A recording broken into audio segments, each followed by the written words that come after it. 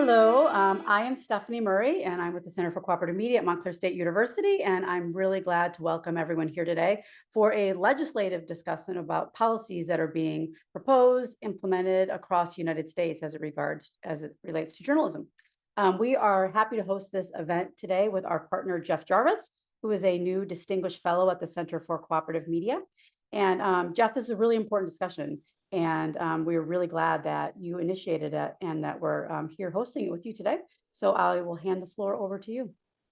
Thank you, Stephanie and Joe from the Center for Cooperative Media, which is a wonderful organization you'll hear more about. I'm Jeff Jarvis. I was at the CUNY Newmark School of Journalism. I'm now a distinguished fellow at Stephanie's Center and also a visiting professor at Stony Brook University at the School of Communication and Media there. Or whatever it is, I get the name wrong. And so I'm glad to be here with all of you. And I wanted to hold this update because so much has been going on in various state legislatures about news and trying to preserve the news industry and so on. And a lot of it, in my view, has come from the lobbyists for the big old news industry. The News Media Alliance is the successor to the Publishers Association for Newspapers and Magazines, merged from the late 19th century and early 20th century. So they represent oftentimes the interests of the big old companies that are now oftentimes owned by hedge funds. And I think it's really, really important for you as independent media to know what's been going on in these legislatures, to know how the interests have or have not your interests have or have not been represented, and to hear what's going on going forward. So here's the agenda of where we're going to have today. We're going to have first a panel of 3 representative states. That is New Jersey, because we're in New Jersey, Illinois, and New York. And I'll give a quick update as to what's happening there. And then we'll have the 3 representatives from sites in those states talk about what the impact has been for them or what they wish for. Then we're going to get an international update from Canada and Australia, and just to understand that's kind of where this all started in Australia. And so we're going to want to hear what's going on there now. Then we'll do a California update. And there were 2 pieces of legislation that in the end did not go through the legislature, and instead Google negotiated with Buffy Wicks' state legislature and other legislators to create a deal that's going to benefit media there, and we'll hear about that. Then we'll have a brief panel talking about that, and then I want to leave plenty of time for questions and discussions and so on. Again, I think it's so important for you as independent media to understand what's going on. It's really important too that Chris Cruson at Lion is hiring a policy head. So whether you like it or not, you'll end up in the business of lobbying for your benefits. And I think that's really important for you to have this context to do that. So that's the beginning. First, let me just do a quick mention of 3 states that we have here. Illinois, and Morgan is going to represent Illinois.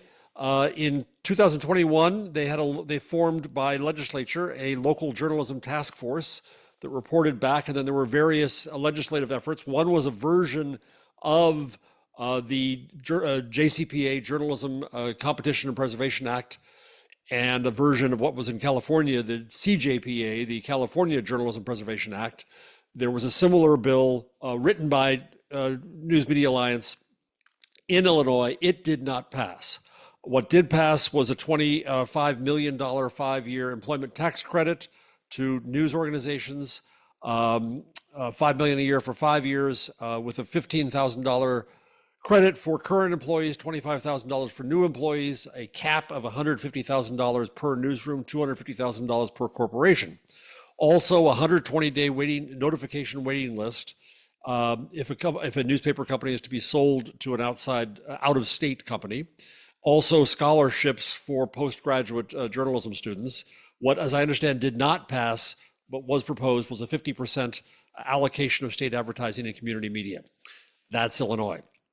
In New Jersey, where I am, a quick bit of history there is that we go back many years when then Governor Chris Christie sold the public media station licenses to out of state, to Philadelphia and New York.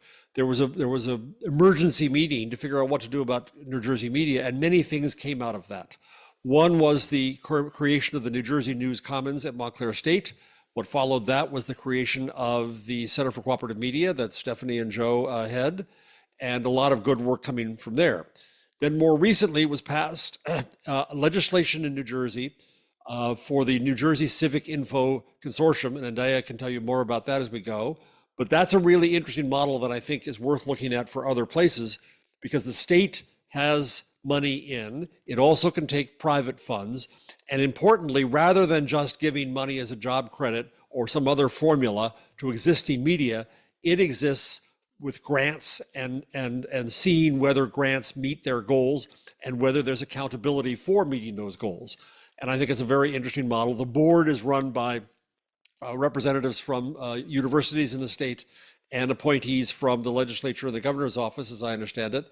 And it is administered out of the Center for Cooperative Media at Montclair State.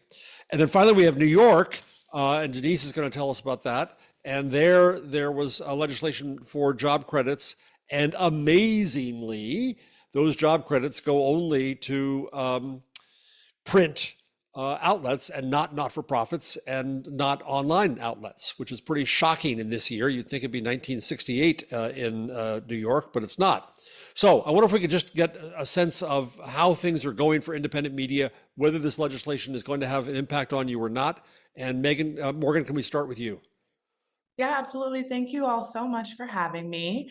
I think we see it as a step forward. We're very excited. And we have found, in coalition with a number of other independent media organizations here in Chicago, that everyone is looking forward to seeing this growth and expansion, but we know it's not enough. We're excited for the first 25 million, but there are a number of newsrooms with a $250,000 cap that barely covers the south side of Chicago. And so we know that really we need 10 times the investment that's currently going in, if not more. And so as we think about our next steps and how we can support, a lot of what we're thinking about is how we support other newsrooms and their ability to access this.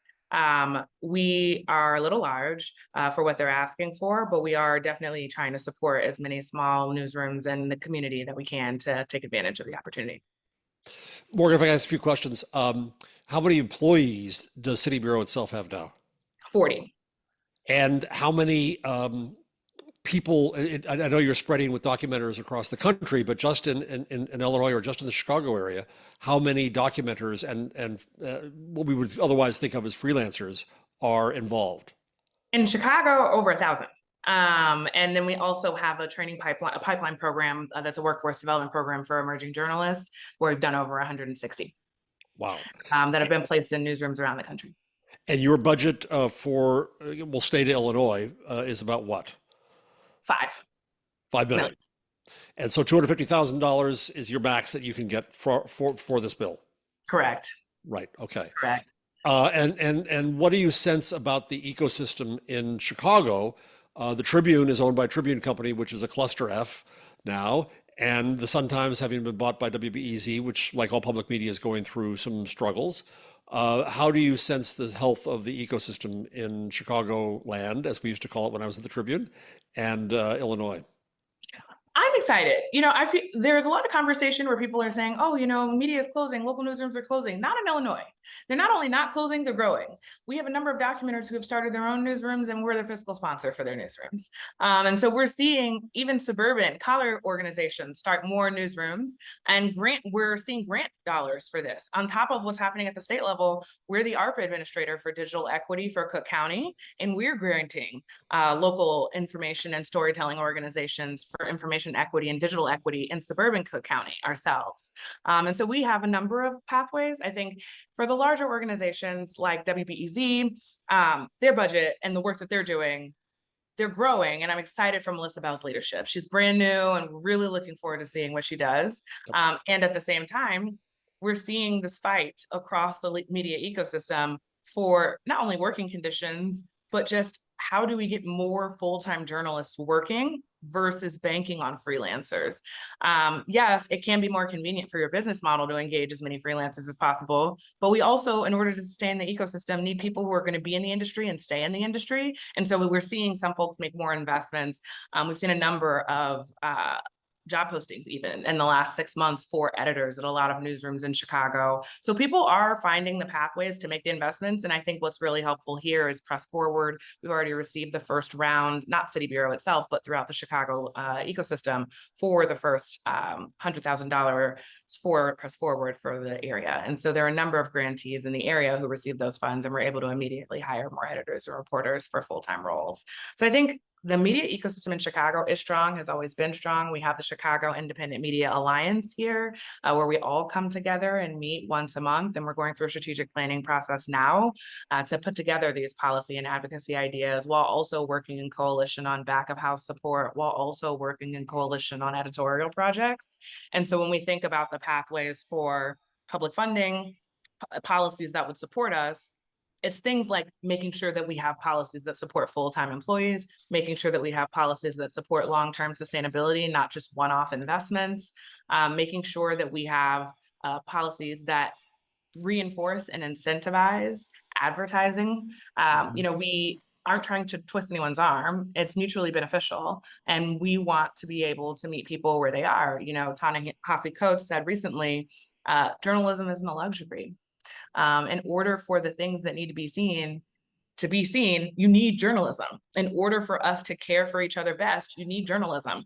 And so I find that people understand now more than ever, especially after this election, why the information economy is so critical and are seeing more investment. Great. Thank you. Denise, you're the one who called to my attention the oddity of the New York legislation. How did this happen? And is there any hope for changing it and getting sites like yours to benefit? Well, it certainly is an oddity. The Local Journalism Sustainability Act was proceeding in both chambers of the state legislature in New York. And then something happened right around budget time, which in New York is a notorious time for mysterious things to happen in Albany. And that's like when the sausage gets made, as they say, and boy, oh boy, did it ever. A completely different scheme came out of that, negotiation between Assembly, State Senate, and the governor's office, and apparently with the influence of big media lobbyists, I think it would appear, just from the result, the sausage that got turned out. What ended up coming out was a law that opened up what had been something aimed specifically at small independent publishers, now being opened up to large media, including even hedge fund owned media companies, publicly traded companies. Came out a completely different animal. They funded a total of $30 million over 3 years for this program, and it's tax credit based. So it's based on whatever you get a credit based on your tax liability, up to a maximum of $300,000 per newsroom. The money is divided into this two pots. Well, it's 26 million for job retention, and that's divided into two pots. One for smaller publishers, for like under 100 employees, and then the other for larger publishers for 100 or more employees. And the tax credit is up to 50% of the annual wages per employee, and it's also open to not just newsroom employees, but all employees in the company. So then the other pot of money, which is 4 million, is for new job creation, and that's $5,000 per net new job created, and that is up to $20,000 per eligible business entity. But the thing that was, I would say, like kind of the most shocking to me and some other local publishers like myself, is that they totally cut online only publications out of it. And and also nonprofits, which is, both of those things are completely counterintuitive, in my opinion, if you're talking about trying to strengthen local news. And the But future of local news. that's what happened. And I know that there has been a lot of talk about addressing those deficiencies in the regulatory process and the promulgation of regulations, which, by law are not allowed to exceed or vary too much from the authorizing statute. So we'll see what happens. I know there have been ongoing conversations with the agency that's in charge of promulgating these rules and the governor's office. And so we're hopeful that we'll, by the end of the year, have some sense of what becomes of that and whether there will need to be legislative amendment in the coming session, which starts in January.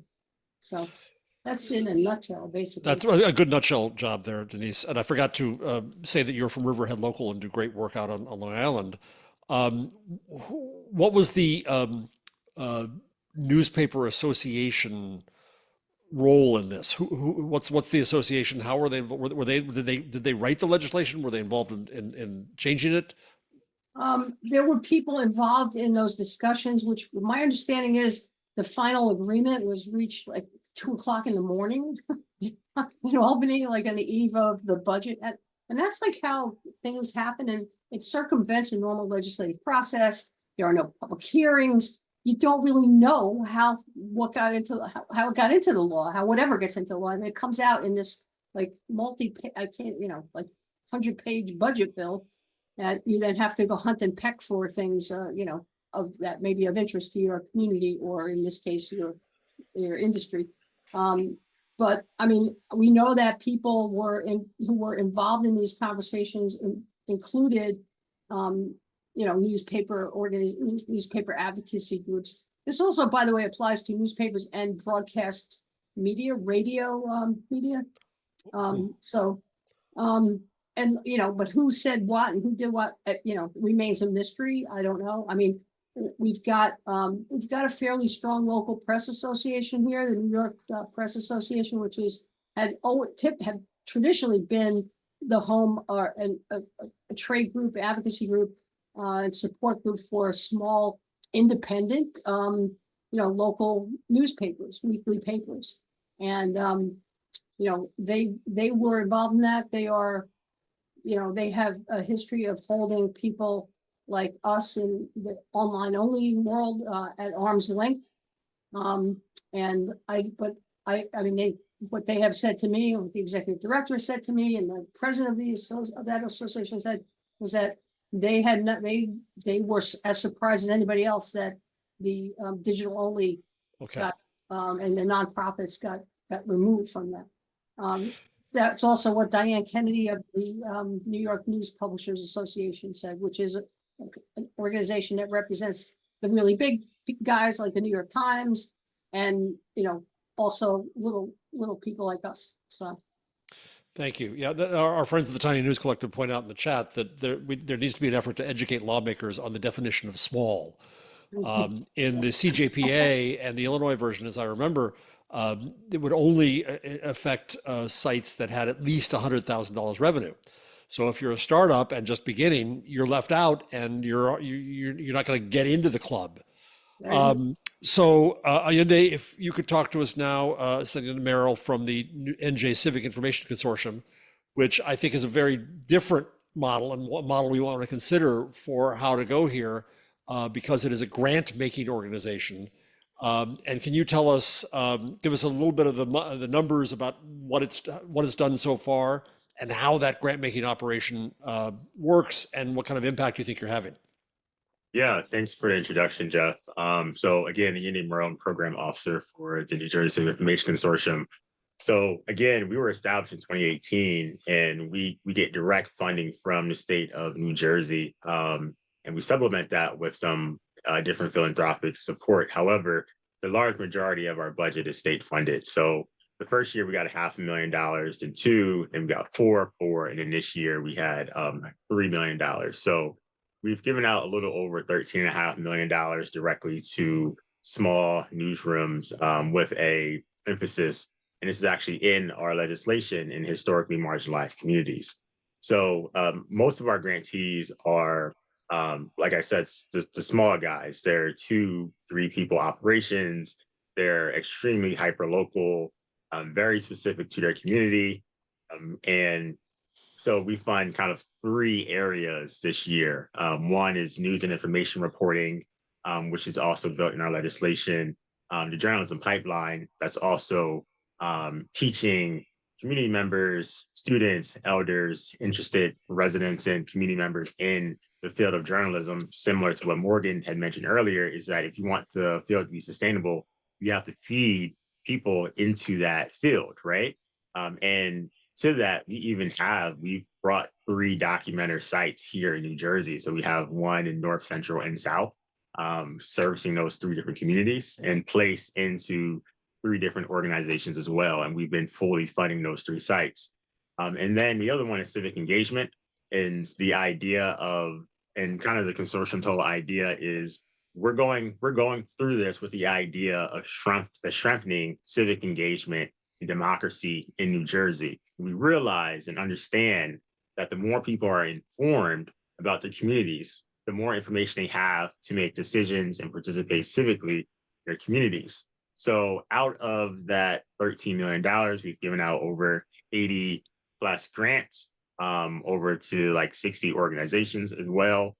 And what we try to do is understand and look at what does transformative funding look like, right? You know, you can give a lot of $30,000 grants, but you see when you do that, there's a lot of production in the beginning and there's a sharp fall off, right? So what does transformative funding look like? Our average grant is about $83,000. But a lot of our grantees that if you see that we fund, we give them $100,000, right? And if you're coming back for renewal, we'll give you $120,000. And we try to earmark that $120,000 for those marginalized communities. And within that, we've partnered with the Center for Cooperative Media, Stephanie Murray and Joe. They're kind of our road dogs in a way. And we really cannot do this work without the Center for Cooperative Media. We're a granting organization. However, they have their ears to the ground. So as we're granting, as they're listening, we can shift to better meet the needs of a ever-shifting landscape and ecosystem in New Jersey civic news ecosystem, right? But in contrast with just direct granting, similar to what Morgan said, is how do we wrap around support and services to our grantees to make them sustainable? So if anything happens to the consortium, if we can't grant for a year, that they're able to be sustainable in a way that they're operating. So in addition to direct granting, we do have different services. Like we just ran a 8-month-long accelerator program for 21 newsrooms in New Jersey. So that went through how to increase your audience engagement, how to diversify and figure out different avenues for revenue building. And it was just an amazing experience for the 21 newsrooms where people saw a 300% increase in audience growth, 120% increase in revenue. So those are kind of some of the things that we're trying to do. And so we have projects from funding like your small 2-3 person operation newsroom in like Salem City, which is like the south part of New Jersey, to finding NJ Spotlight for a DC reporter that is stationed in DC and reports on all things that's related to New Jersey, to even school programs for school to teach high schoolers about journalism. So we try to have kind of an all-encompassing approach. And we're very, very grateful for all the funding that we've gotten from the state. But similar to what Morgan said, even though it's $4 million last year and $3 million this year, looking at the vast need in New Jersey, it really is a drop in the bucket of what's really needed to support news and information in New Jersey. That's wonderful. And I think what's so important about this New Jersey model, I speak parochially from New Jersey, and we do things right here, is that Sometimes we try to, that it has a few legs to the stool, right? That there is a support organization already in place with the Center for Cooperative Media at Montclair State. There is a granting organization that is an independent organization. I'm going to ask you for a second to describe the board in the Info Consortium, that the state has money that is being skin in the game, as we say, and you have the ability to raise private funds. So two questions there. First, how much private funding, in addition to the state funding, have you managed to raise so far? And then second, can you describe the board and how it's appointed and operates? Yeah, so we've gotten some national funding and some other state philanthropic dollars within the state. So we've been able to raise a few $1 million outside of the state appropriation. And when it comes to how our board is constructed, there are 6 appointed by the state. We have 6 university partners, which is Montclair University is one of them.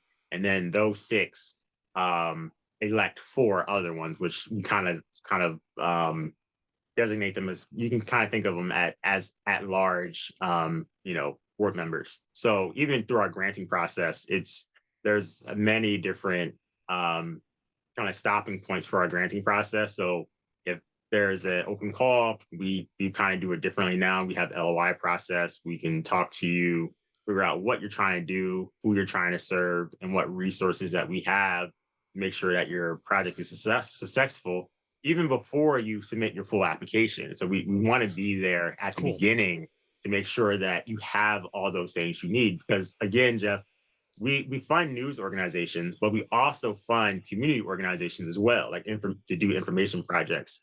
And, it being in that business is a little different than community organizing. So we want to make sure that you understand your audience, you understand what you're trying to do, and kind of the things that you need to make sure that you're consistently and ethically giving out information to your community, right?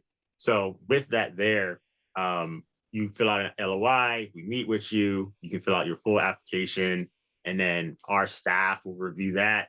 Then it goes to a grants committee, and then a grants committee delineates and we kind of duke it out. And then that recommendation goes to our full board for final review and declinations and exceptions. And the thing I do like about it is that through the whole process, anyone can ask questions. And we're a very open grants committee and board where if we think we've made a mistake, we can go back and talk to applicants and ask them questions and ask them for additional information. So we really try to meet people where they're at.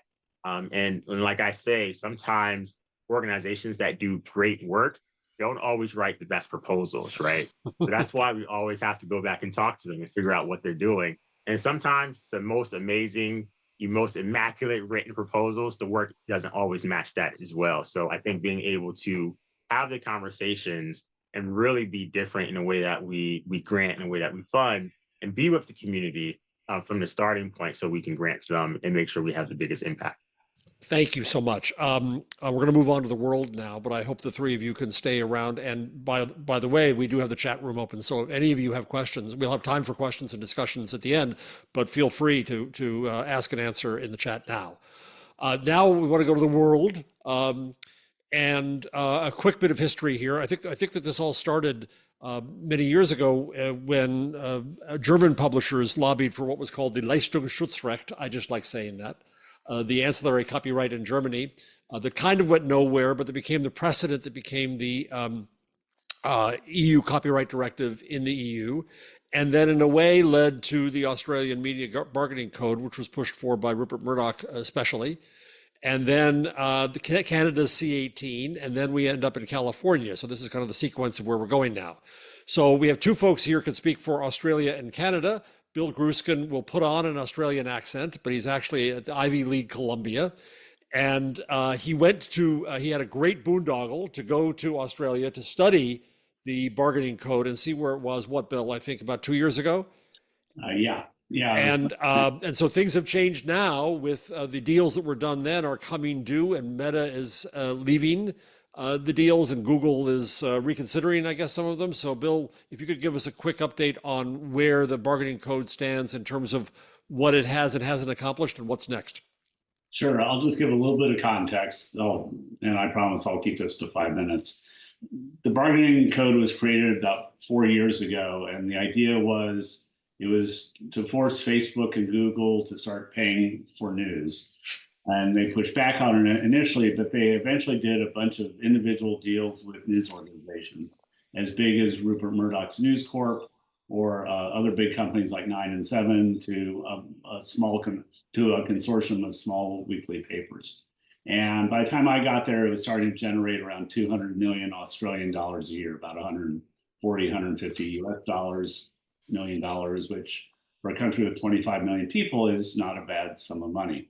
And people were generally happy about it. There were a few news organizations that got the cold shoulder, mostly from Facebook. Facebook was much more difficult in the negotiations.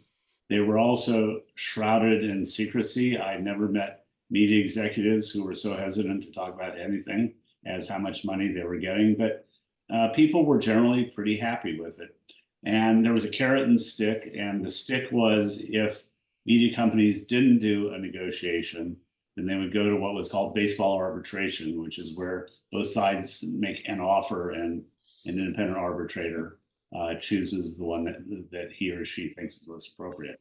That never happened because it's the government that would have to designate Meta or I'm just going to call it Facebook, screw it, Facebook or Google. And there was no appetite to do that either from the government's point of view or really or more importantly from the big media companies. And if you think media is heavily concentrated here in the United States, you haven't seen anything until you get to Australia. It is the media concentration led by Murdoch, but not solely by him, is really, really thick. And they're in very thick with the government. So those are structured as the 3-year deals. Most of them were struck in late 21 or early 22, which means that they're expiring now. Facebook has said, we are done. We're not doing any more of these. And if you try to force us, we're going to do what we did in Canada, which is make it impossible to link directly to stories. Google has not been quite that vociferous about it, but they don't really like it either. They have been doing some deals, mostly with big companies, but they're deals that are kind of a 1-year automatic rollover. And so what happened just recently is a government panel came out and said, the media bargaining code isn't working. Facebook's backing out. Google's being difficult. Let's put a levy. Let's see, we're just going to start charging, or we propose a digital tax on the big platforms. Nobody's set a percentage, but it would be some significant amount of money. And if they want to operate in Australia, they have to pay, I don't know, 1 or 2% of their annual revenue as generated in that country. That would then be distributed in a more transparent way to big and small news organizations. That has gotten the support of the smaller news organizations, the ones that have mostly been left by the wayside as Facebook has backed out. Google's gotten more difficult. But the big ones don't like this idea, interestingly, because they don't really want these riches spread around equally. They also don't want the transparency. They really like being able to do their deals and do them the way they do them. So that's where things stand right now. And so far as I know, if there's anybody here from Australia that has more current information, I'm more than open to it. I did put in the comments a link to the CJR piece I did a couple of years ago, if anybody wants more background. But a lot of that, sadly, is becoming obsolete. And Jeff, if you wouldn't mind, I would be happy to take a flight to Melbourne to further this. You'll have to get past me, Bill.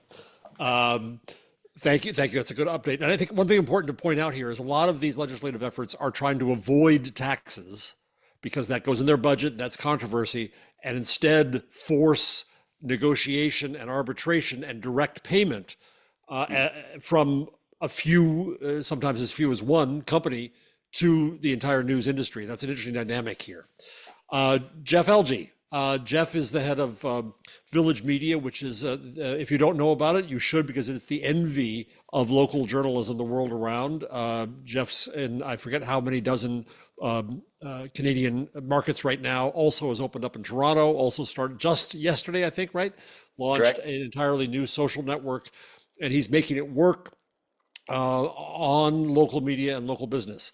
C-18, as you probably all know, was passed, as Bill said. Meta said we're pulling out of news, and they did.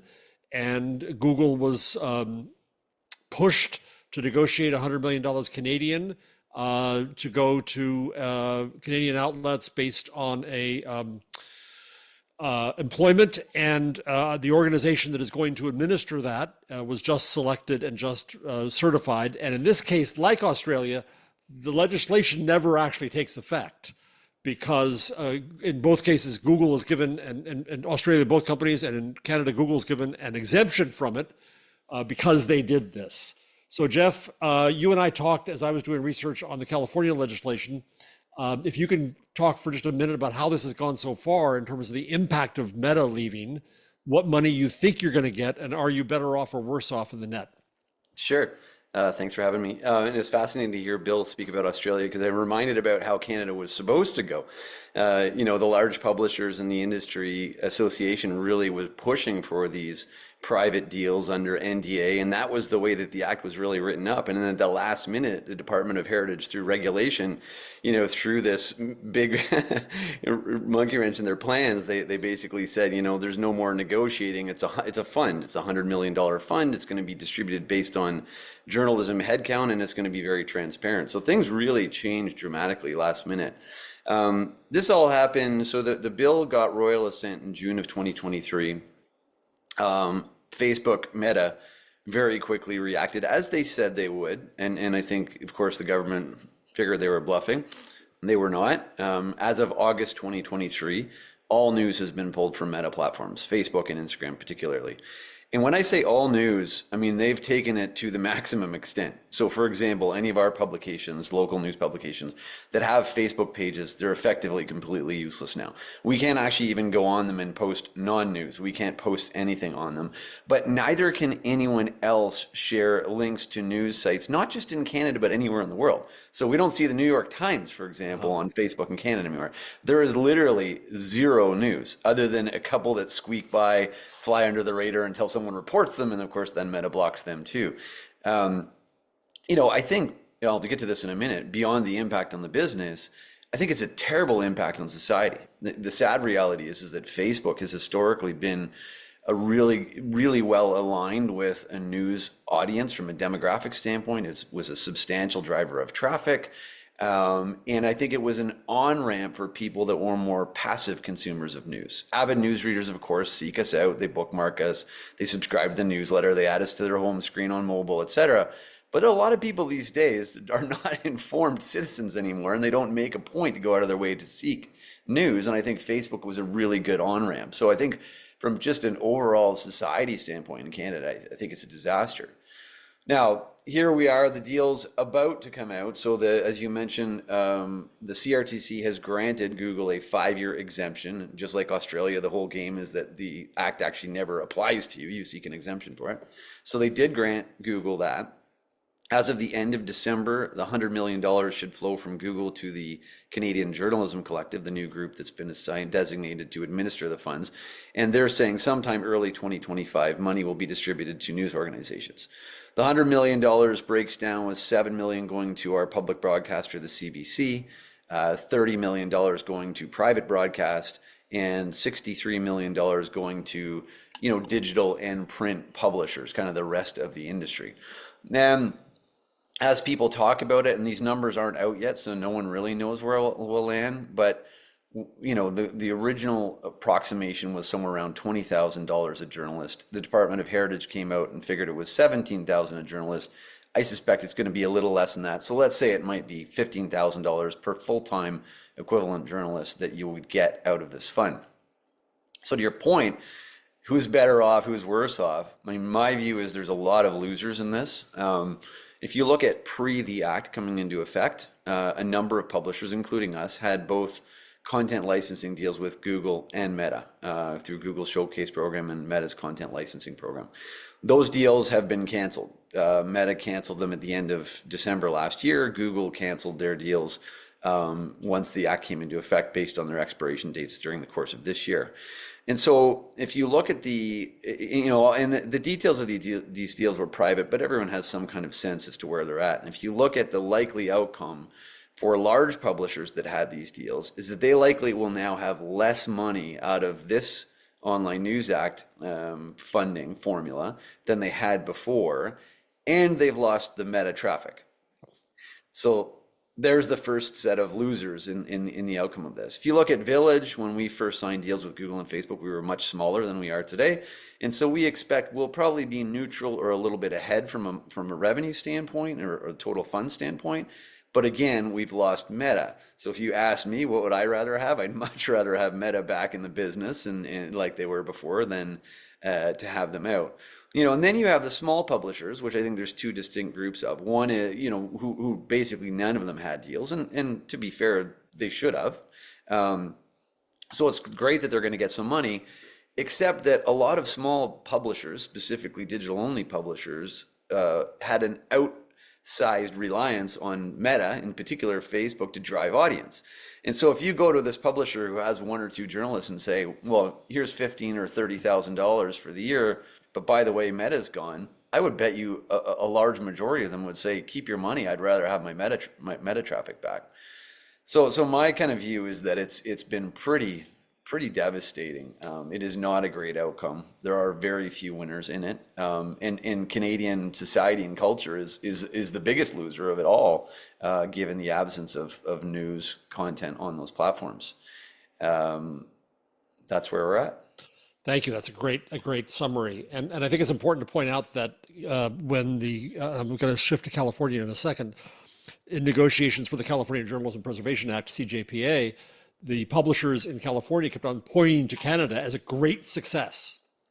And I was commissioned by the California Chamber to write a report on CJPA, which I'll put a link in the chat in a minute. The legislators were hearing that loud and clear. So when I visited legislatures in California and then came back and testified, it took some effort to point to the reality of what was happening in Canada. And I think that's vital. Jeff, thank you very much. Let me give a quick update before we get to Chrissy in a second here on the legislation in California, so Chrissy can talk about what happened with Google then.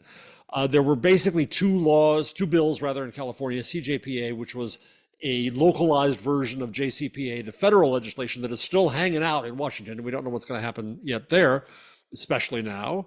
And it was in essence a pay to link. It was a link tax, and it was another effort to get the platforms to pay directly, and thus avoid a tax per se. It had a lot of criticism, for example, because it benefited links.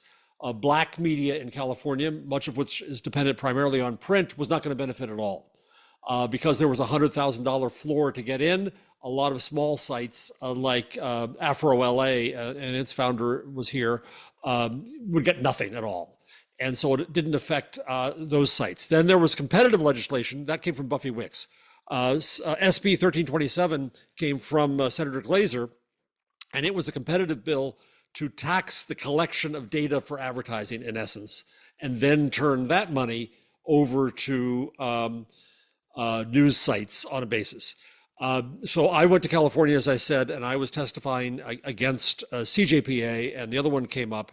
But in this whole process, Google was negotiating with the legislators and had put alternative proposals out. Meta made clear that if either piece passed in California, it would do what it did in Canada, and it would forbid news from the platforms in California. And frankly, I wonder whether they're looking for an excuse to do that worldwide, because we in news are a pain in the ass to them. And news is controversial. So Google negotiated and came up with a deal you probably all heard about. I'm going to ask Chrissy from Google to give us the outlines of what that deal became and where it stands. Chrissy, over to you. Thank you, Jeff. Hi, everyone. So in short, I will say we're definitely very pleased with the outcome in California and the settlement that we were able to, that we agreed to. And I think first and foremost, the first component of the settlement is that we're able to continue to do the the work that we've been doing on the news partnerships team via the Google News Initiative, as well as via Google News Showcase, which is our content licensing program. So we're able to continue that work, which is really important to us. And as Jeff just mentioned, in Canada, unfortunately, we had to wind down most of those programs. So we get to continue to do that work, and we've made commitments for the state of California specifically. These are, of course, national and global programs, but we're going to get to continue to do that work. And then we also agreed to put money into a new journalism fund. And this fund, one of the important components as we were working with the state of California is that we wanted to be sure that we were not the only ones contributing. Obviously, we want to contribute. We want to help support the news ecosystem, but we believe that the state and others should also be contributing. So we agreed to put funds into this new journalism fund. And we said we would match what the state is willing to put in. The state said in year one, they would put in $15 million. And as a result, we're going to match that. So for right now, we're at $30 million for that journalism fund. And I will say that we are actively recruiting others, tech companies, foundations to also contribute to the fund for the state of California. And then we also agreed to launch and contribute to a new national AI accelerator. So Google committed $5 million to go into an AI accelerator. OpenAI has also contributed technology for the AI accelerator. And the idea is that news organizations will be able to submit projects that will be funded to begin testing and utilizing AI for their businesses. So we're pleased, and I will say, as soon as the agreement was struck, we hit the ground running, particularly on the GNI and the Showcase perspective. We've committed a significant amount of funding in just the last 2 months, and so we're quite pleased with the progress. And the hope is that in early January, we will have an announcement that will be made with the state and with Assemblymember Wicks, providing more details on the journalism fund and the AI accelerator. Great, that was efficient.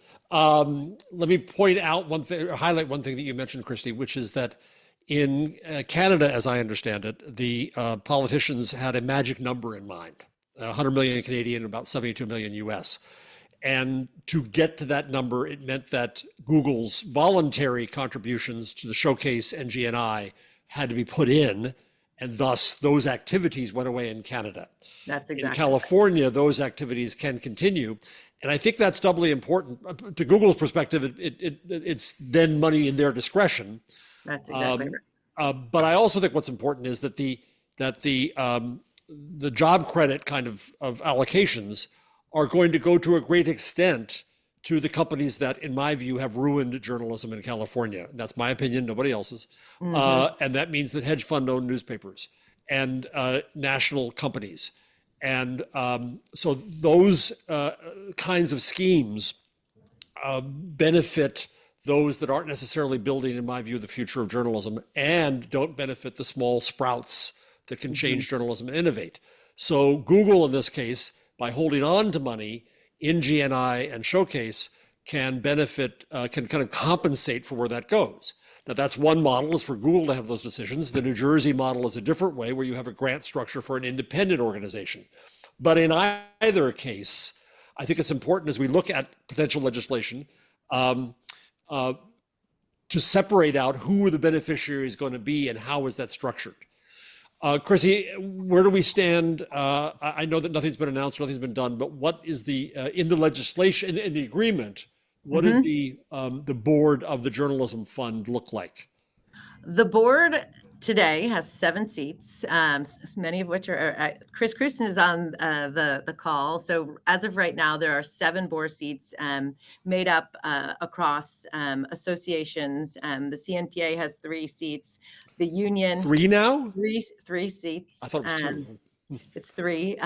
The union has 1. Then we have California Black Media, Lion also has a seat, and I'm missing one. The Latino Media Collaborative and Ethnic Media Services as well comprise the seat. And I think I saw a question in the chat as it relates to the administrator for for the fund. We're really close, but it hasn't yet been announced. The administrator for the fund, as well as the home for the AI accelerator, we have actually hired a consultant to construct what the accelerator will look like and essentially the operations behind it. And that's nearly completed. We're just finding the home for it, and that should be ready to announce in January. Great. And the last thing to mention, which you mentioned before, is that you're trying to get others to contribute, but so is Buffy Wicks in Absolutely. the state.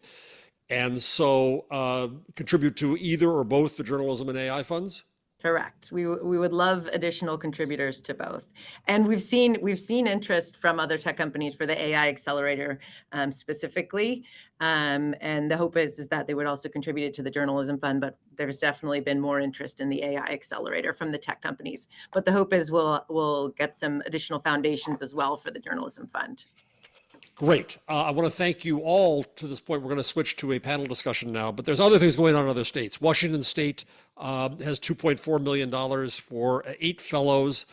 California, I forgot to mention, in 2022 had a $25 million fund administered out of Berkeley for journalism fellows in newsrooms. New Mexico is $125,000 for fellows. There's a little bit going on elsewhere, and there's rumblings in legislatures, and that's why I think this was important. So now I'm going to hand over to Stephanie. If Stephanie may be holding her baby in her arms, or if she can't, then Joe will. And Chris Krusen and Mike Masnick. Mike has written about this a great deal. Chris, as you know, is the head of Lion, and I want to talk a little bit about where should we go? Where should independent media go from here? Is Stephanie with us, or? Stephanie, you there? I All am right. Here. Oh. Sorry, I'm home under the weather today with the baby. Well, first, Stephanie, please do introduce the new panelist there. Oh yes, this is our new panelist, Ruby. Ruby cares a lot about independent media. So Mike, do you mind starting a little bit and just talking about some of your viewpoint on this, covering it, and then let's move to Chris, and Chris, share a little bit about what you're hearing from some members and tell us more about the hire that you made, because obviously policy is really important for Lion. So Mike, I'll hand it over to you first, and we'll move to Chris. Sure.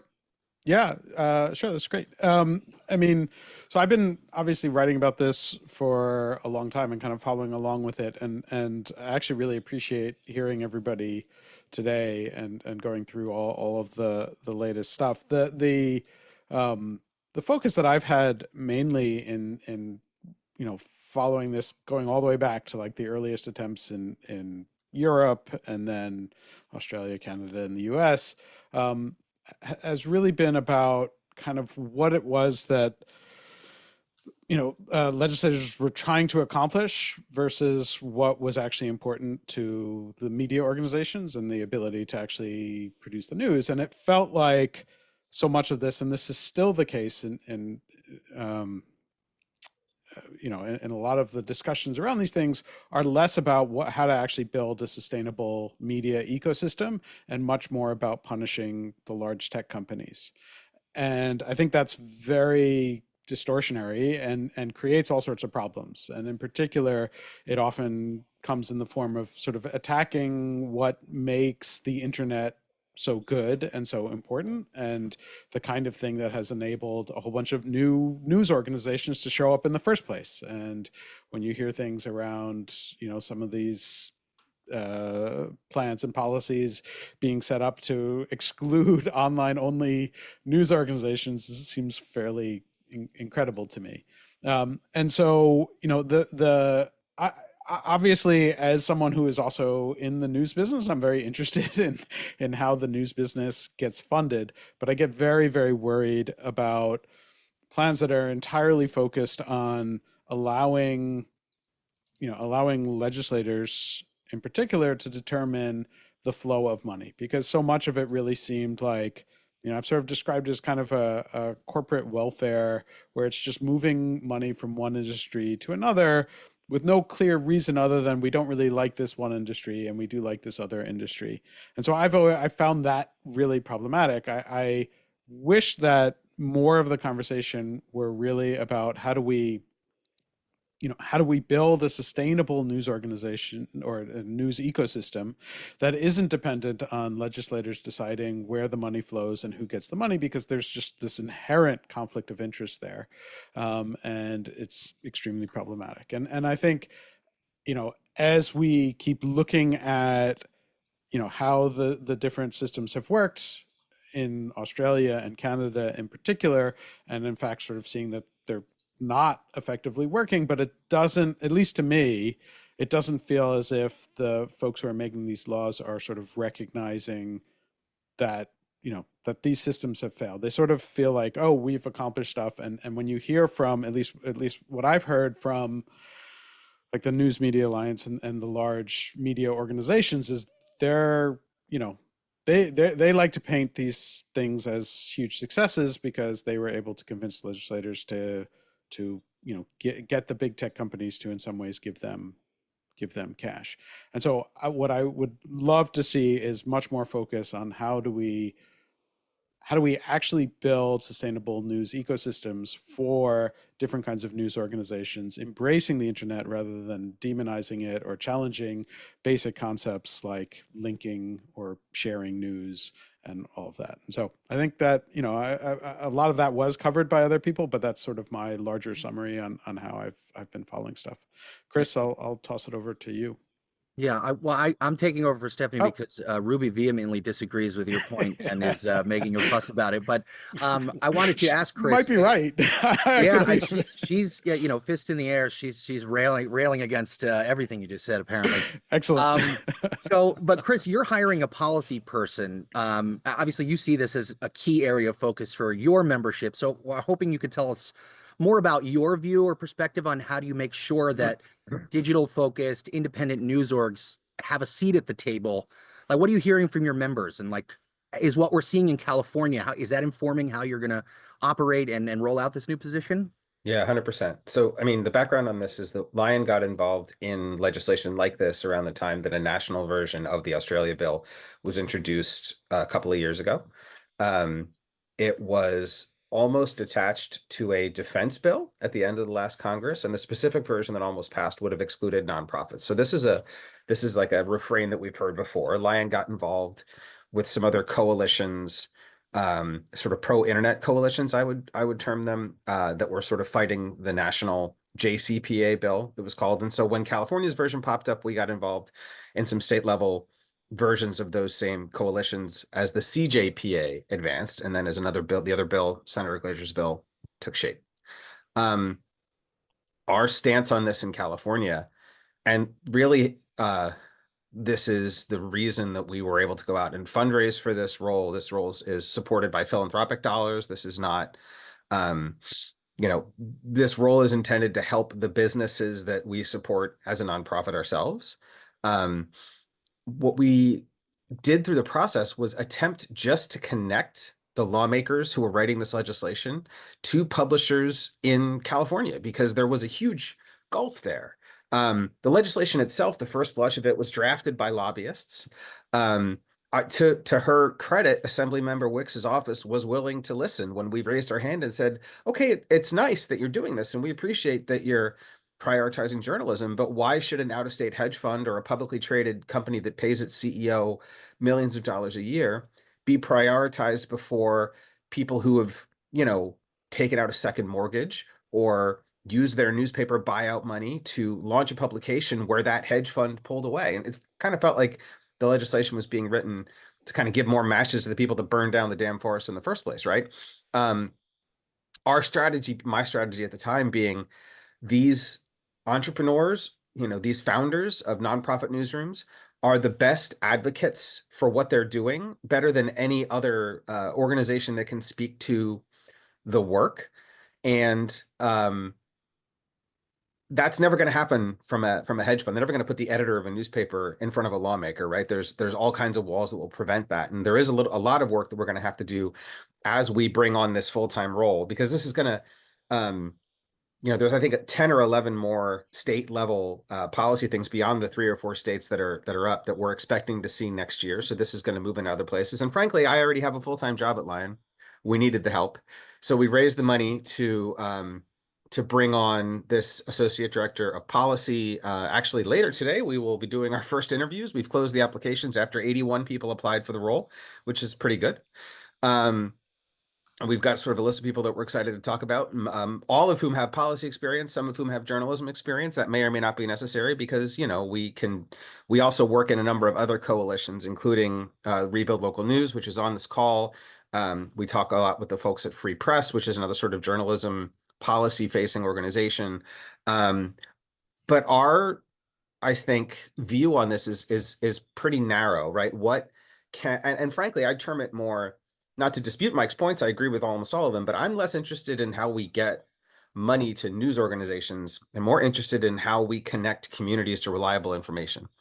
And sometimes that'll include funding some version of a person at a newsroom directly. But to me, that's a short-term fix. That's not a long-term thing that addresses the underlying instability of the business model. Sometimes it's a tax credit. What else can we do with the levers of governmental power to make it easier, faster, cheaper, better to be a digital publisher, to incentivize more businesses to enter this space? Because as we all know, launching a business is expensive and complicated, whether you're for-profit or nonprofit. So what else can we do? And I'm excited to build on the movement in California in that way. If we already have kind of the ear of lawmakers' offices, what else can we do with that to make life a little easier to be an independent publisher? It's a tough and lonely and hard thing that hundreds of people are now doing across the US.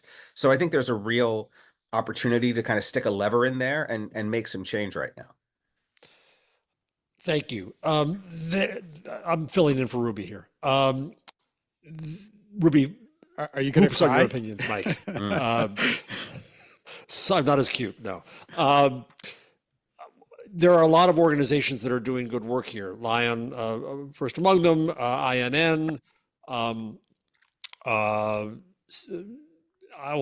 I start listing them, then I'll leave somebody out and I'll piss them off. So various organizations. My question to both of you is about organizing independent media, that is to say non-hedge fund media, in a larger way. What should, and I'll include myself in the first person plural here, we be doing now? Various organizations represent various kinds, from tiny news, to Lion, to INN, to revenue collectives, and so on. But I'm sorry, let me just do one backup thing. I'm a Kamala Harris Democrat, and you can give me sympathy as you go, but I will sound like a libertarian for the next sentence. I get hives at government funding of journalism because it's a conflict of interest. My friend Chris Daggett from the Civic Consortium is going to come down the street and yell at me in a minute because he lives down the way, because New Jersey has shown a way to do it that I think is very effective and very good. And so if my point here is that if we are going to do it, let's talk about how to do it. Let's talk about the questions you both raised.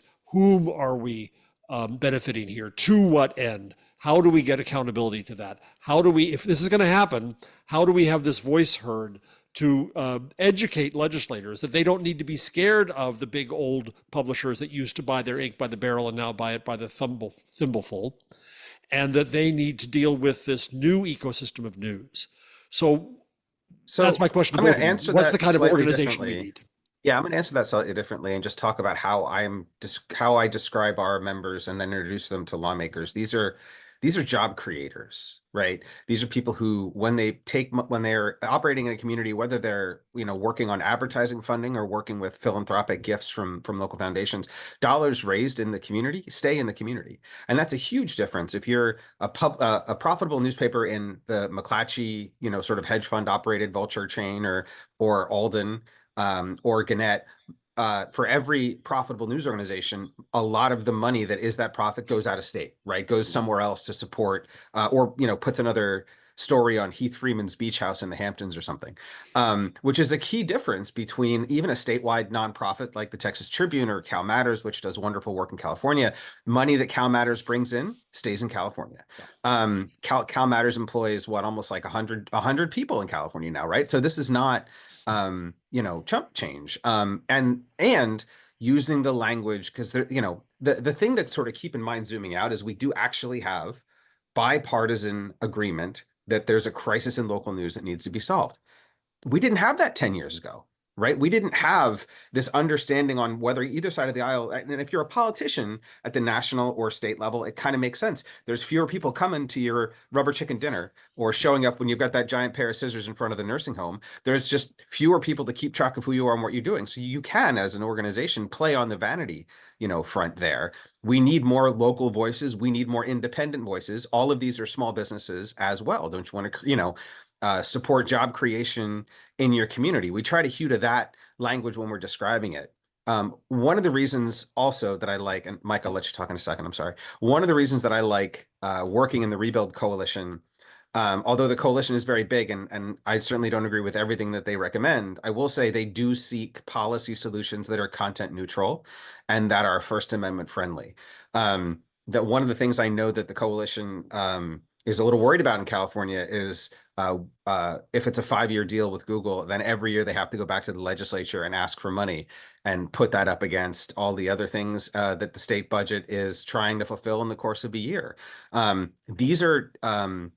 an uncomfortable place for a journalist that's also expected to cover the legislature to begin.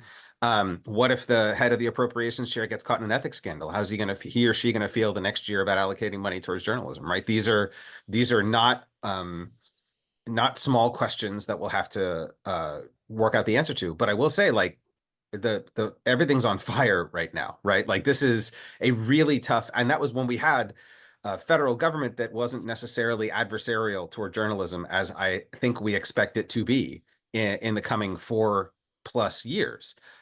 So, any port in a storm, any help we can give, that's we're in a multi-front battle right now. And we just opened up a new front on the war. So, Mike, what do you think about organizing? Yeah, so I have a couple different points, which hopefully will answer your question. If I stray too far away, reel me back in. But there are a couple things that I've been thinking about on this front. One is, and this is not a slight to Chris or to anyone else here, but so much of this discussion when we talk about journalism often focuses specifically on local journalism. And I sometimes wonder sort of even like where do I fit into this discussion? Because I'm an independent journalist, but I'm not a local journalist unless you consider my location being the internet, right? Because I generally cover things on the internet. Is that a location? I don't know. It's the eighth continent. Yes. Yeah, but we're seeing all sorts of really interesting independent journalists pop up, especially in the last few years. And some of them are small organizations like 404 Media, which does amazing work. And some of them are even, independent people setting up newsletters and stuff, often people who have left, other larger media properties and doing amazing work. Also true that some of those people there's some people setting up newsletters that are doing terrible work. And this is where some of the problem comes in, because how are you distinguishing? And what we certainly don't want is government coming in and saying, you count as a journalist and you don't. Yeah. Because that opens up a huge, a huge set of problems and certainly First Amendment issues as well. And so figuring out a way that allows for different kinds of independent journalists to, make their interests known in a way that's actually useful, I think is important. So that's one point on that. The second point that I did want to talk to is a little bit further outside maybe, is the issue of sort of the AI space right now. And we're seeing something happen here. And I've argued pretty strongly that I think the argument that the tech companies, training their AI off of the open internet is not copyright infringement. And I know there are a whole bunch of lawsuits going on right now, and there's this back and forth. But at the same time, we're seeing the tech companies now willing to pay generally the larger publications, which is effectively a payoff to not get sued or to end lawsuits. Yep. And as the few other cases that are still going on work their way through the courts, we'll see what happens. But it puts small properties like my own in this sort of very awkward position where I'm seeing companies that are taking a stance that I think is problematic and dangerous around the way they view copyright law, And yet they're being rewarded for it. And those of us who are saying like, no, like we want our works in the world, we want people to be able to read them. And if that includes, like, I'm happy for AI systems to train on my works. And yet then I don't get any money and everybody else does. The people who are making pests of themselves do. And so I'm sort of trying to think about ways to organize, get more independent publishers organized in ways that can talk about these things and figure out more sustainable models that aren't basically the people who are the biggest jerks. The people who are threatening to sue are the ones who end up getting paid, and everybody else who actually wants to be cooperative and wants to work in this system ends up getting screwed. And that's kind of one of the big issues that I've been thinking a lot about now in terms of, organizing and having people's interests beyond just the local stuff, which, Chris and a lot of other people on this call are much more experienced in. Yeah, I think that's really important, Mike, and I'm glad you raised that. What's happening now with the AI companies is a money grab for moguls. Yes. The last people who need the money. It's Murdoch, it's Springer, it's The Atlantic, it's Diller, and they're getting a bucket of money, not for licensing content. It's ridiculous. It's random content. They're getting money for their silence when it comes to litigation and legislation. It's lobbying money. Well, it's also based on I've volume. argued, like looking at it just straight ahead is possibly true. All those places, hundreds and hundreds of articles a day. If you're actually thinking they're training a model, then you go down that path. That applies to, like, I don't know, 40 publishers, yeah, right? no, it's nothing. certainly not. And so what's left out is the vast ecosystem that's building the real future of news.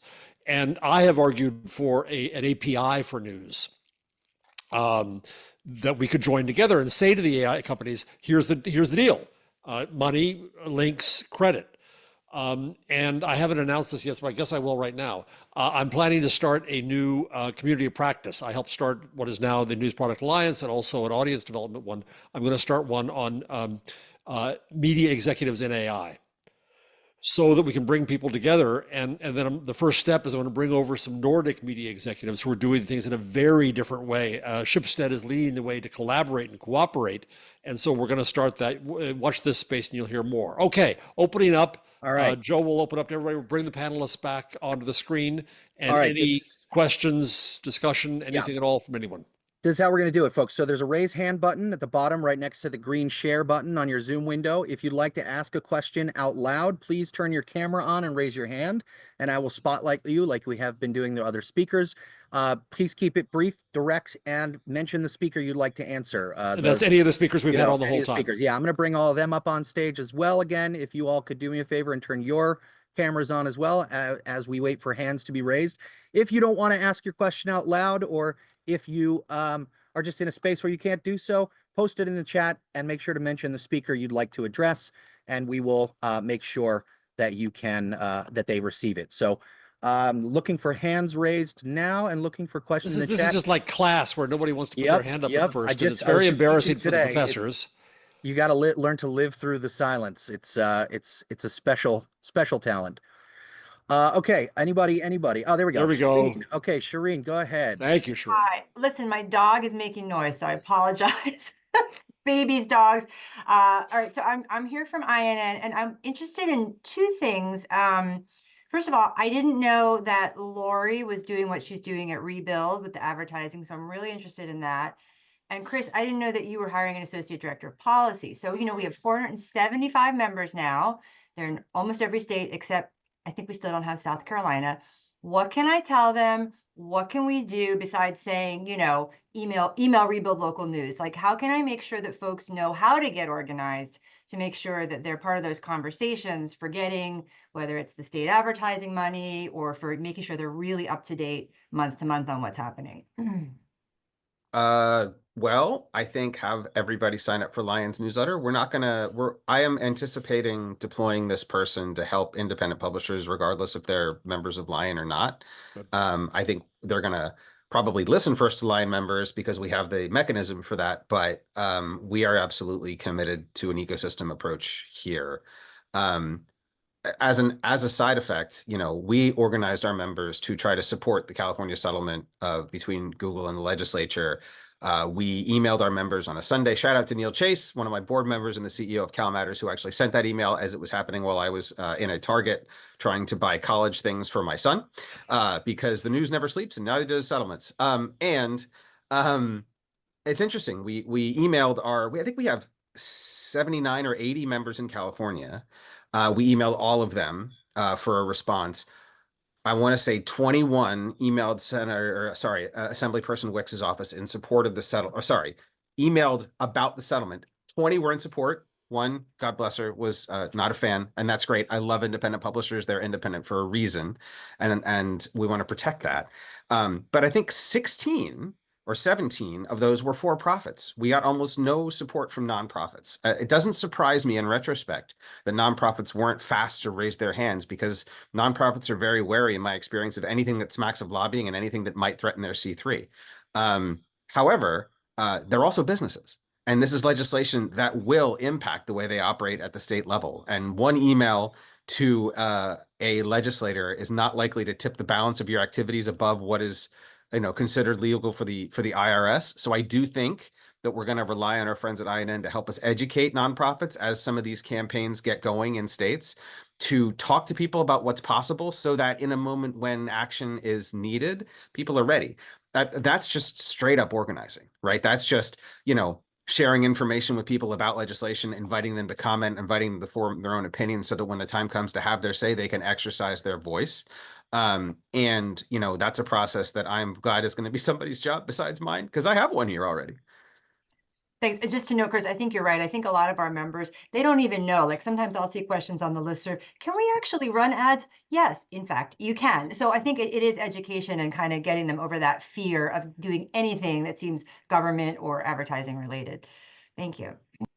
All right, we have Lori. Lori, do you want to start your video, or do you want to ask here so we can get you up on stage here? Yeah, I'm not in a good space to have video Okay, going. It's a no little problem. dark, but I did want to say, our work at Rebuild typically happens in local and state level coalitions, and Steve Waldman, who and Anna Brugman, Steve is our CEO and chair, and Anna is our director of policy, and I travel to a lot of places championing different policy ideas that coalitions decide.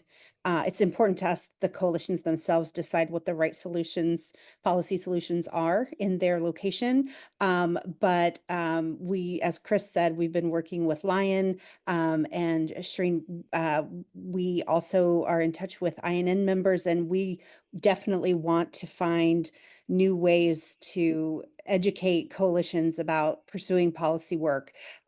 So when we say, reach out by email, that's really just the first start. We want to work as much as possible one-on-one with these coalitions to get policies that will benefit, as Chris was saying, content neutral, platform neutral, First Amendment friendly, because there are some really intriguing solutions happening that we think have real potential to get money into pockets.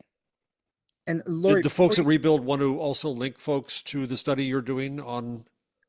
That was what I was just going to ask. Anna's not on the call anymore, but I wonder if you could tease that a little bit for us. You have a forthcoming report or study coming out, Yes. Lori? So Anna's working on the report, and I don't have a link yet, so it's still in process. But I put a link to our model bills, as well as the link to our site, and we will be going wide with the report, I think, soon. I don't have an ETA just yet, but we are very interested in, monitoring in real terms how these policies have a direct impact on publishers, especially the smalls, especially medium-sized publishers, because, we think opening up these new pots of money is where the action is. So. Any of the panelists want to respond to that, or do we have another question that anybody, or I guess insights or anything anybody wants to add? I'd like to ask the panel about the relationship of independent media to incumbent media. Are they, I don't want to put it so far as to say friend or foe, but they tend to do a good job, the incumbent, at looking after their own interests. And should we be in collaboration with them, or frankly in competition with them for the hearts of and dollars of legislators? A provocative question.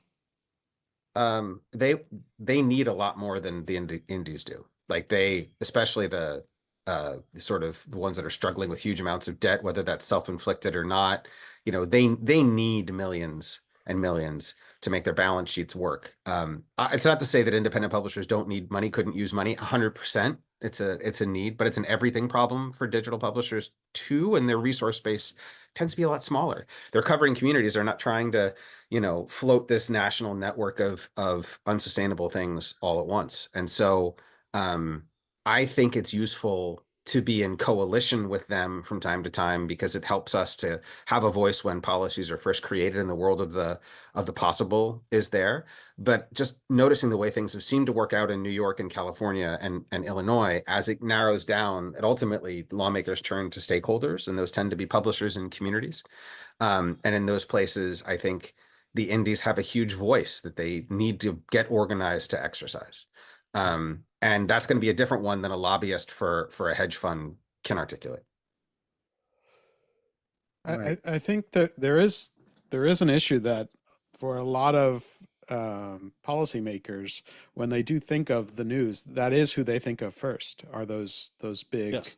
conglomerates. And so, you know, it's not necessarily one versus the other, but getting policymakers to recognize that that is not the end all be all of who the news providers are, because too often it really feels like they're entirely focused on them, and that's who they're hearing from.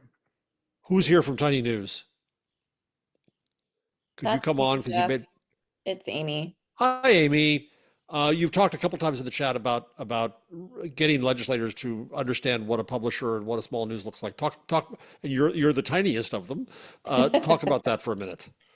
Yeah, I mean, I think it's just something that I realize every time I talk to even just people in the industry. The concept of small is a relative concept.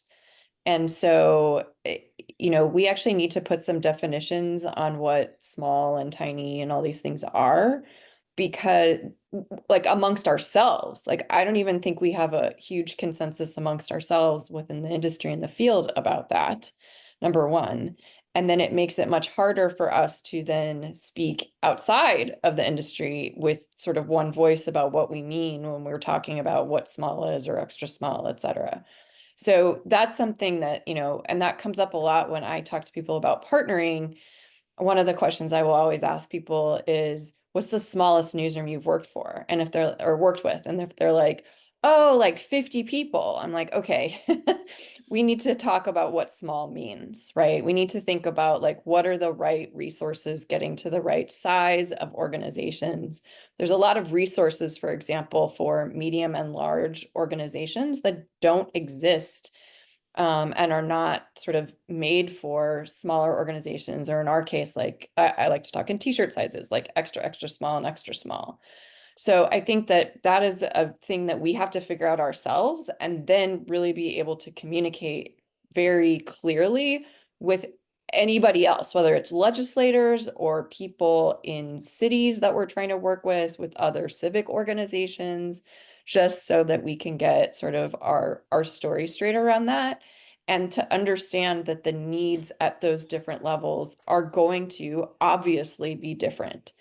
But there are some things that we all share. And I think that's where trying to find out what those common ground things are, and starting with the common ground to help folks, and also getting at the do no harm part, right? I think that's been my concern with a lot of these bills, is that some of them, like in effort to help people, are actually harming others, and specifically small organizations that are getting started. And if we don't recognize that the small organizations that are getting started now are going to be the things that we depend on in 4, 5, 10, 20 years, then we are putting ourselves at a great disadvantage. Thank you. Before we wrap, I just want to make one point / ask a question to the panel, specifically to Morgan and Allende. And I also just want to talk Jeff a little bit before, while I have the bully pulpit, about this idea of the conflict of interest between what he called government funding of journalism. And when people say government funding of news, I hear that as like a dog whistle for, corruption and things like that. But we don't ask those questions. We don't have that same knee-jerk reaction to government funding of libraries. And I want to reframe it around public funding, because not all funding for journalism and public information and local information has to come from the Donald Trump Department of Public and True Information or the Kamala Harris, Joy Department or whatever. And I just want to talk about have Morgan and Allende the more localized sources of funding. There's a good friend of mine here in New Jersey who is pitching the idea of a community information district along the same lines as a special improvement district, where the funding comes from the public and local communities who agree that these sources of information are valuable, and it does not carry that same knee-jerk reaction. And also, just as a side point, like, no shade to Chrissy, but we just heard, a private company being like, yeah, whatever the U.S. government is able to spend on this, we'll just match it. And everybody's like, yeah, that sounds good. These companies don't have even the modicum of public oversight that maybe a committee member would, or if somebody in the chat mentioned a local, restaurant owner who has a DUI and no longer wants to advertise in the paper. So can you talk, either of you talk a little bit about local public funding options and your experience in that versus the sort of big capital G government funding of local news? Yeah, for sure. I mean, on our end, there were questions about editorial independence, but we were very upfront about the fact that receiving a grant did not mean that the government could plant stories or quash stories, and we're intentional about it, and we've never been asked. I think it's one thing to have 60 to 70% of your budget covered by the government and take on large multi-million-dollar government contracts. That's a different power dynamic than tax incentives for small publishers when everyone knows that's what it's for. And ultimately, if you believe in government and democracy and government accountability and transparency, you know that you need a free press, and you know that you need a communicative press, because no matter how much there are elected officials who hate hearing from the press, they also know that if the press didn't exist, no one would know what they're doing, positive or negative. So I think there's some real, I also admittedly used to work for government under Rahm and under Lori in Chicago. And so I don't have the adversarial belief related to government that some of my colleagues do. I really believe that being in generative relationship with government is additive. There are areas for us to hold you accountable, but then also the way that people experience public life, civic life, and are able to participate in democracy is directly controlled by government, because it's the only institution that engages everybody, whether you want to be engaged or not. How they do that is challenging. In partnership, we are able to distribute en masse more civic information to more people. And so a good example of this is like, yes, we're funded by government, and also because of our relationships and our stance on this, when we put out a guide to support migrant day laborers as an editorial product, the city paid for it to be translated in 7 other languages and also disseminated it and also gave it to other partners working to help immigrants. And they didn't have time to produce that information or those guides, but we did. And so I think it's not just the money. Being in generative relationship also increases audience and reach. And so if the question is about control and editorial independence, that's really more about the agreement you strike than it is the interpersonal dynamic, if you feel comfortable holding the line. Yeah, and to piggyback on what Morgan said, it's about the agreement. So for the Civic Info bill, it says that elected officials have no say of how we operate or how we grant as well. So it is that intermediary for us to act independently. And it's like anyone, they can ask questions and we can listen to those questions, but we operate independently from the state, so we can fund those things. So I do agree with you, Joe. It's kind of like, we have the knee-jerk reaction, but if we're looking at news as a public good, then have it be funded as a public good with libraries and postal services and parks and recreation. But again, you have to have the right agreement in there to make sure that you can have a clean transfer of funds and funding to these small newsrooms across the state.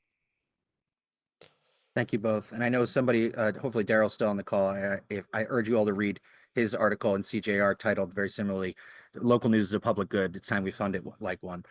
Jeff, do you want to, I think Stephanie is I able think to hop on let's the give last word Denise there. the last word, and then I will come in to thank everyone. I want to have the last word. I just would like to say real quick, politicians are among the most thin-skinned and vindictive people I've ever known in my life. And coming from a news organization that coming from like a background in local newspapers here at a time when there was more than one local newspaper in print in this community, people would constantly play the game of if they're going to give the legal notices to one or the other, depending on who pissed them off most recently, right? So if you're talking about like a special district tax that the local people, that local news organizations have to cover, that's problematic for local news organizations. Back then, we would laugh at them about the legal notice revenue because it was meaningless. Today, that revenue is really keeping some local news organizations that enjoy that revenue afloat. And I don't think that they would be able to retain that same kind of independence if this kind of funding was up to them. For us, if it's up to a state representative, they're removed from, we don't cover them. We don't have contact with them. So that doesn't make me nervous about, them trying to exert influence over us. But if it's up to people that we do cover, we might respect that, but they don't. So, Thanks, Steve. Yeah. Thank you. Stephanie, you want to? Yes, let me just pull everyone out. Jeff, thank you, first of all, for organizing this conversation today. I really appreciate it. I think it's been a really good call. A lot of great ideas shared, and it's really good to see so many other friends across the independent media ecosystem here today. So thank you for your leadership. And thanks to our panelists for being here with us today and speaking and sharing your stories. And Jeff will be sending, Joe will be sending a recap. Joe actually does things. Jeff doesn't. He does. Yeah, right. Jeff doesn't do anything. Jeff just graciously hosts us and runs a fantastic webinar, but Joe is the man behind the curtain. He will be sending the recording and the notes to everyone after today. So look for that email from him and have a good rest of your afternoons. I want to add my thanks to everybody, and I hope this was useful. And if you want to continue, please do let us know. Thank you all. Thank the panelists. Thank everybody for coming. Thanks. Bye.